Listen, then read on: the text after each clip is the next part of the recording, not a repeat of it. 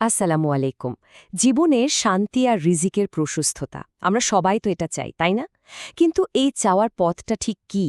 আজকে আমরা একদম পবিত্র কোরআনের আলোতে সেই পথটাই খুঁজে বের করার চেষ্টা করব, যে পথ আমাদের রিজিক আর প্রশান্তি দুটোই বাড়িয়ে দিতে পারে। চলুন এই আলোচনায় সরাসরি ঢুকে পড়া যাক। আমাদের এই সফরের শুরুতেই এই দোয়াটা একবার দেখুন। এটা কিন্তু একটা অসাধারণ সার্বজনীন প্রার্থনা।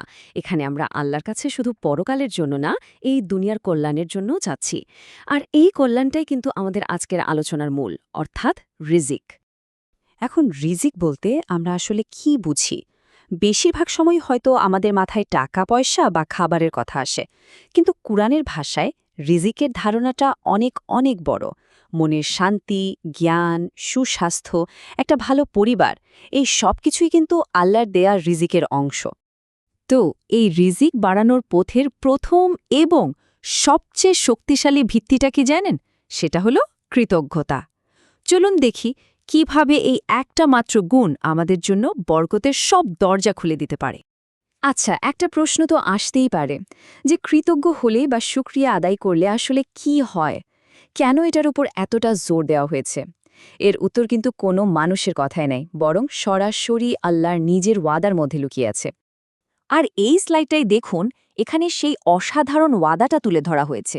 আল্লাহ নিজে কথা দিচ্ছেন, যদি তোমরা শুকরিয়া আদায় করো তবে আমি অবশ্যই তোমাদের নেয়ামত বাড়িয়ে দেব। এটা একটা ঐশ্বরিক সূত্র, ভাবা যায়? কৃতজ্ঞতা যেন একটা চুম্বকের মতো, যা রিজিককে নিজের দিকে টেনে আনে। তাহলে এই কৃতজ্ঞতাকে আমরা আমাদের প্রতিদিনের জীবনে কিভাবে নিয়ে আসব? একটা একদম সহজ আমল আছে। যে কোনো অবস্থায় যাই ঘটুক না কেন, ভালো বা মন্দ, মন থেকে একবার বলুন আলহামদুলিল্লাহ। ব্যাস, এই একটা শব্দই আল্লাহর প্রতি আমাদের কৃতজ্ঞতা প্রকাশের জন্য যথেষ্ট।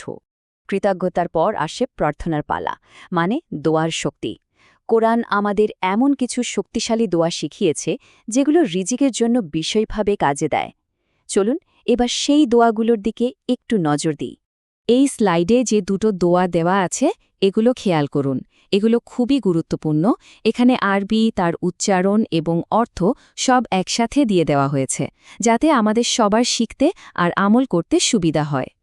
এখন প্রথম দোয়াটার গভীরে যদি যাই, রাব্বি ইন্নি লিমা আনজালতা ইলাইয়া মিন খাইরিন ফাকির, এর ভাবটা একবার বোঝার চেষ্টা করুন।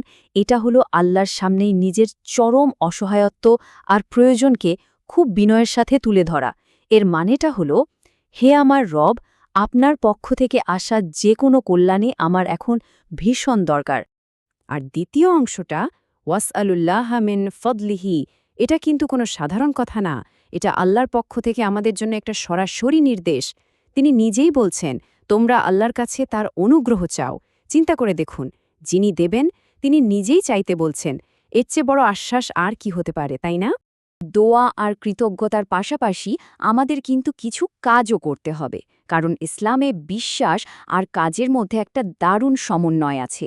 শুধু চাইলেই হবে না, চেষ্টাও করতে হবে। চলুন বরকত পাওয়ার জন্য কোরআনে বলা হয়েছে এমন ৩টা গুরুত্বপূর্ণ কাজ সম্পর্কে এবার জেনে নেওয়া যাক। এই ৩টা কাজ কি কি?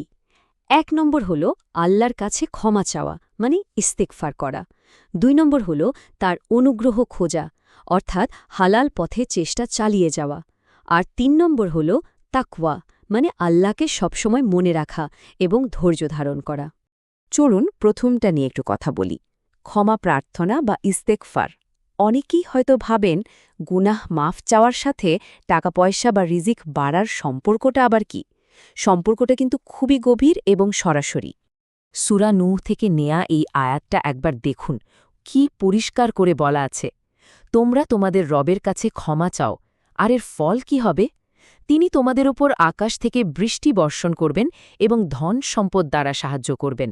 মানে ইস্তেগফার করাটা সরাসরি রিজিক বাড়ানোর একটা অন্যতম কারণ। এবার আসি দ্বিতীয় কাজে, আল্লাহর অনুগ্রহ তালাশ করা।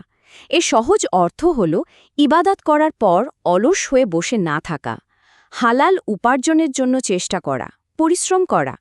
ইসলাম কিন্তু আমাদের কাজ করতে ভীষণভাবে উৎসাহিত করে। আর সূরা জুমুয়ার এই আয়াতটা তো অসাধারণ। ইবাদত আর কাজের মধ্যে যে একটা ভারসাম্য দরকার সেটা কি সুন্দর করে তুলে ধরেছে। আল্লাহ বলছেন নামাজ শেষ হলে পৃথিবীতে ছড়িয়ে পড়তে আর আল্লাহর অনুগ্রহ তালাশ করতে। তার মানে দুটোই আমাদের জীবনের অংশ, দুটোই সমান গুরুত্বপূর্ণ। আমাদের তালিকার শেষ এবং হয়তো সবচেয়ে গুরুত্বপূর্ণ কাজটা হলো তাকওয়া। তাকওয়া মানে কি? সহজ কথায় জীবনের প্রত্যেকটা মুহূর্তে আল্লাহকে মনে রাখা, তিনি দেখছেন এই অনুভূতিটা রাখা, আর তার আদেশ নিষেধগুলো যত্ন সহকারে মেনে চলা। আর এই তাকওয়ার পুরস্কারটা দেখুন, কি অবিশ্বাস্য এক প্রতিশ্রুতি।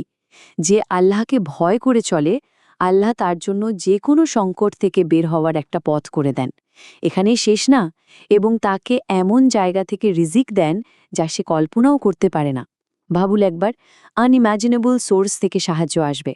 তো এতক্ষণের পুরো আলোচনা থেকে আমরা কি পেলাম? আমরা আসলে রিজিক আর সফলতা লাভের জন্য একটা সহজ কিন্তু দারুণ শক্তিশালী ফর্মুলা পেয়ে গেছি।